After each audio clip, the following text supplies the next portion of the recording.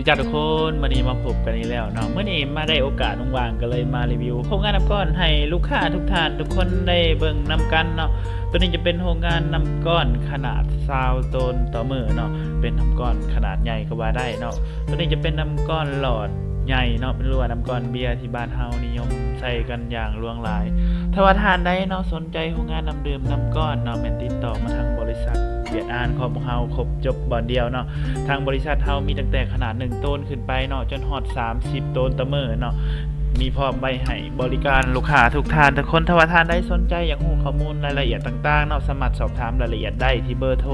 020924141หรือว่าท่านใดอยู่เขตไกลอยู่เขตเคียงอยู่นครหลวงเวียงจันทน์เนาะไกลไปไกลมาอยากแวะมาเบิ่งมาชมเครื่องตัวจริงเนาะก็แวะมาเบิ่งมาชมเครื่องได้เนาะของการของเฮาแม่นตั้งอยู่บ้านห้องสุภาพเมืองไซเศรษฐานครหลวงเวียงจันทน์เนาะไกลไปไกลมาก็แวะมาเบิ่งมาชมเครื่องได้ทางการยินดีต้อนรับทุกท่านทุกคน